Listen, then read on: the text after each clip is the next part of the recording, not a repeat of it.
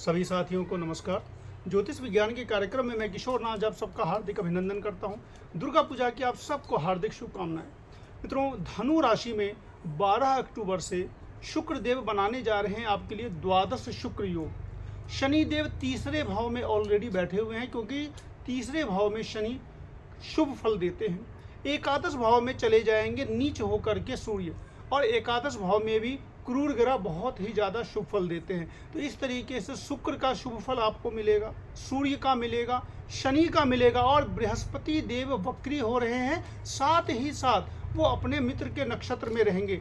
इन सारी चीज़ों का कैसे कैसे किस डेट में कैसे आपको लाभ मिलेगा, ये सारी जानकारी इस वीडियो में मैं आप लोगों को देने जा रहा हूँ। मित्रों, अगर आप पहली बार देख रहे हैं या नए हैं मेरे चैनल पे, तो चैनल को सब्सक्राइब जरूर करें, क्योंकि मेरे इस चैनल पे राशि फल के साथ, ज्योतिष की बातों के साथ डिटेल से ये बतलाया जाता है कि कोई चीज़ अगर गोचर में होती है, ब्रह्मांड में अगर कुछ होता है, आपकी राशि पे होता है, आपके साथ अगर कुछ जो भी प्लस माइनस होता है वो क्यों होता है, इस पर ज़्यादा जोर दिया जाता है। तो आज के इस वीडियो में देखते हैं कि धनु राशि पर सबसे पहला जो योग बनने जा रहा है वो है द्वादश शुक्र योग। मित्रों, 8 नंबर में शुक्र देव जाएंगे, बृहस्पति की दृष्टि भी रहेगी, यानी कि द्वादश भाव में जब शुक्र जाएंगे और द्वादश शुक्र का योग बनाएंगे, साथ ही साथ वक्री बृहस्पति की दृष्टि पड़ेगी, बृहस्पति और शुक्र का समसप्तक योग बनेगा। द्वादश शुक्र अगर आपके जन्मकालीन कुंडली में भी है तो ये काफ़ी अच्छा माना जाता है। धन संपदा मिलती है, धनाढ़ योग बनता है, धन समृद्धि मिलती है, वैभवशाली लोग होते हैं। एकमात्र एक ऐसा प्लेनेट है शुक्र जो द्वादश भाव में जाकर के शुभ फल देता है, अन्यथा और प्लेनेट जो होते हैं, द्वादश भाव जो होता है वो दुख स्थान है, त्रिक स्थान है, 6, 8, 12 में आता है, खराब स्थान है। लेकिन एकमात्र शुक्र ही ऐसा है जो 12th हाउस में जाकर के वैभवशाली बनाता है। तो वो शुक्र आपके लिए काफ़ी अच्छा होने जा रहे हैं। अगर आपकी अंतर्दशा शुक्र की होगी तो बहुत ही बड़ा लाभ मिलेगा। अब बात करते हैं शनिदेव की। शनिदेव आपके तीसरे भाव में ऑलरेडी बैठे हुए हैं। 3 अक्टूबर से वो अपने मित्र राहु के नक्षत्र में चले गए हैं, शतभिषा नक्षत्र में चले गए हैं। अब होता यह है कि अभी वो वक्री हैं और वो मार्गी भी हो जाएंगे 15 नवंबर को। अब शनि देव का जो सबसे बड़ा फल होता है कि 3, 6 और 11 भाव, यानी कि 3rd हाउस में, 6th हाउस में, 11th हाउस में वो बहुत ही अच्छा शुभ फल देते हैं। शनिदेव आपके तीसरे भाव में हैं और राहु के नक्षत्र में चले जाने से और ज़्यादा बलवान हो गए हैं। तीसरे भाव में जाने के बाद चूंकि वो धन के आपके मालिक हैं, धनेश हैं, द्वितीयेश हैं, बैंक बैलेंस के मालिक होकर के बलवान हो गए हैं। बलवान कैसे कोई होता है? जब अपने मित्र के नक्षत्र में जाता है, अपने नक्षत्र में जाता है, या फिर अपनी स्वराशि में रहता है। वक्री ग्रह और ज़्यादा बलवान हो जाते हैं। तो ये सारी चीज़ें शनिदेव के साथ हो रही हैं और शनिदेव आपके लिए निश्चित रूप से एक अच्छा शुभ फल देंगे। अब बात करते हैं बृहस्पति देव की। बृहस्पति जो है वो आपके अभी 6ठे भाव में है। हालांकि 6ठे भाव में जब बृहस्पति गोचर में जाते हैं तो कुछ नेगेटिव इफेक्ट ये आता है कि आपको अपने पारिवारिक माहौल खराब होता है। हो सकता है कि आपको अपने भाइयों के साथ मनमुटाव हो जाए। आसपास में जो आपके जो भी हैं, कजन्स हैं, कहीं पे भी आपके भाइयों के साथ या किसी संबंधी के साथ या दोस्तों के साथ किसी न किसी प्रकार का 6ठे भाव का बृहस्पति मनमुटाव करवाता है। अब बात करें बृहस्पति के शुभ फल की, तो बृहस्पति जब 6ठे भाव में जाते हैं, गोचर में भी अगर जन्मकालीन भी बृहस्पति 6ठे भाव में जाते हैं तो अपने निजी संबंधियों से आदमी दूर हो जाता है, बहुत ज़्यादा लगाव नहीं रह पाता।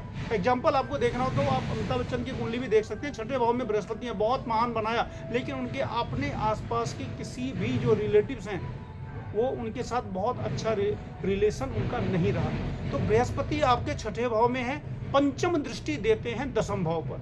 अब क्या होगा? 10th भाव में जब बृहस्पति का संबंध बनता है तो पदोन्नति होती है। जन्मकालीन अगर है आपका तो भी पदोन्नति होने से नौकरी मिलती रहती है। और गोचर में बृहस्पति की जब पंचम दृष्टि आपके 10th भाव में पड़ी तो आपको इस टाइम पीरियड में पदोन्नति होगी। साथ ही साथ वो बृहस्पति वक्री वक्री हो जाने से होगा क्या? कोई भी शुभ ग्रह जब वक्री हो जाता है तो और अधिक शक्तिशाली हो जाता है। साथ ही साथ वो बृहस्पति देव पिछले सितंबर से ही मृगशिरा नक्षत्र में है। मृगशिरा का नक्षत्र के जो लॉर्ड है वो मंगल है, और मंगल जो है वो बृहस्पति का मित्र है, और वो मंगल आपका पंचमेश है। और वो वक्री जो जुपिटर है वो पंचम भाव का भी फल देंगे जब वो वक्री हो जाते हैं। तो वक्री प्लैनेट पंचम भाव का फल देंगे। पंचम भाव के मालिक मंगल और मंगल के नक्षत्र में बृहस्पति, यानी कि बृहस्पति और मंगल मिलकर के, बृहस्पति के अंदर जब नक्षत्र आ गया मंगल का, तो बृहस्पति और मंगल का भी एक तरफा संबंध बना, जिससे आपको बृहस्पति बहुत ही ज़्यादा शुभ फल देने की स्थिति में है।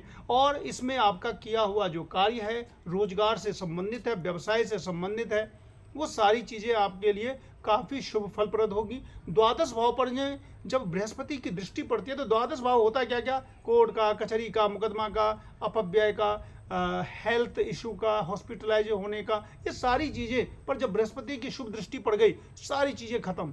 यानी कि बृहस्पति बलवान हो गए। वक्री होने से शुभ ग्रह और ज़्यादा बलवान हो जाता है, और ऊपर से वो अपने मित्र के नक्षत्र में, तो यानी कि ये सारी चीज़ें, हर एक प्लेनेट का ये रहता है कि वो कैसे, खुद अगर बलवान है तो आपके लिए शुभ फल देते हैं, अगर वो खुद खराब है तो आपके लिए अशुभ फल देते हैं। कौन खराब हो गया है? मंगल। मंगल देव आपके अभी अष्टम भाव में चले गए हैं, राहु से दृष्ट हो गए हैं। यानी कि मंगल देव जब अष्टम भाव में जाते हैं तो वो क्या होता है, राहु से दृष्ट हो जाने के बाद प्रॉब्लम तो देते हैं। तो अब क्या होगा, अष्टम भाव में मंगल, इसी महीने में उनका गोचर भी है कर्क राशि में, तो कर्क राशि में मंगल के जाने से आकस्मिक घटनाएं होती हैं। आकस्मिक घटनाओं में बहुत सारी चीज़ें हो सकती हैं। आपको बुखार हो सकता है, हॉस्पिटलाइज हो सकते हैं, पेट की पीड़ा हो सकती है, और धन नाश का योग बनता है। तो आपको मंगल देव के लिए मैं उपाय बतला देता हूँ कि ये सारी नेगेटिव चीज़ें जो मंगल देव आपको देने वाले हैं 1 महीने तक, उस 1 महीने में अगर आप 3 बार हनुमान चालीसा का पाठ करते रहेंगे तो किसी भी प्रकार का अशुभ फल आपको मिलेगा जरूर, लेकिन उसकी इंटेंसिटी बहुत ही कम होगी। मित्रों, ज्योतिष में जो गोचर का जो प्रभाव होता है वो हम तक आता जरूर है, और आना भी चाहिए, आता ही है, हर हाल में आता है। लेकिन हम ज्योतिषीय उपचारों से क्या करते हैं कि उनको, प्रभाव को कुछ कम कर सकते हैं। हालांकि प्रभाव को बिल्कुल 100% खत्म नहीं किया जा सकता। ये ज्योतिष का नियम है। ब्रह्मांड के जितने भी प्लैनेट हैं उनकी जो रश्मियां हैं, जो रेज हैं, वो हमारे शरीर पर आती हैं और उसका प्रभाव हमको झेलना ही पड़ता है। कभी कभी गुड होता है, कभी बैड होता है, कभी मिड होता है। तो यानी कि हर एक प्लेनेट का क्या होता है, कभी किसी का बहुत अच्छा, अभी मैंने आपको बताया शुक्र का बहुत अच्छा फल मिलेगा, शनि का बहुत अच्छा फल मिलेगा, सूर्य का बहुत अच्छा फल मिलेगा, बृहस्पति का मिला जुला असर मिलेगा, और मंगल का काफ़ी खराब मिलेगा, और राहु का भी बहुत ही ज़्यादा खराब फल है, क्योंकि चौथे भाव का राहु है। और चौथे भाव का जो राहु है तो उसमें ये समझ लीजिए कि आपको किसी न किसी से ये लड़ाई झगड़ा मुकदमा ये सब करवाने की कोशिश तो करेंगे। तो इस तरीके से जो सूर्य देव आपके अब ये नीच होने जा रहे हैं, और वो आपके हैं नवमेश, यानी कि भाग्य का स्वामी होकर के नीच होने जा रहे हैं। और नीच होने के बाद उनकी उच्च दृष्टि पंचम भाव में पड़ती है, और पंचम में जो मंगल है वो अष्टम में है।